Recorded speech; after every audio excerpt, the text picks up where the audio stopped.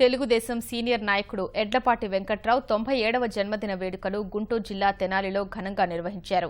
రాష్ట్ర మంత్రిగా చురుకైన పార్లమెంటేరియన్గా విశేష సేవలందించిన ఎడ్లపాటికి రాష్ట్ర మంత్రులు ప్రత్తిపాటి పుల్లారావు, రావేల కిషోర్ బాబు, కామినేని శ్రీనివాస్, ఎంపీ రాయపాటి సాంబశివరావు, గల్లా జయదేవ్ శుభాకాంక్షలు తెలిపారు. పలువురు ఎమ్మెల్యేలు, ప్రజాప్రతినిధులు ఎడ్లపాటికి శుభాకాంక్షలు తెలిపారు.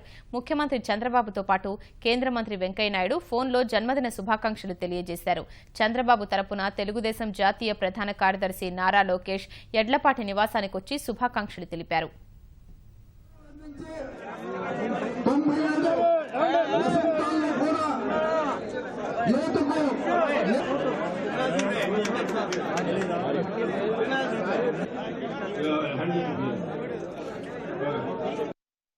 ఒక పద్ధతి ప్రకారం తెలుగుదేశం పార్టీకి దశ దిశ అందించిన నాయకుడు ఎడ్లపాటి వెంకట్రావు గారు.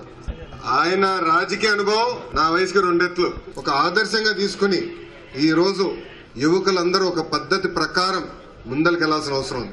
భారతదేశంలో ఎక్కడ తెలుగుదేశం పార్టీ ఉన్నా అదే క్రమశిక్షణతో ఒక పద్ధతి ప్రకారం మేమందరం యువకులం ముందరికెళ్తామని ఆయన ముందల ఈ రోజు ఒక వాగ్దానం చేస్తాం జరుగుతుంది.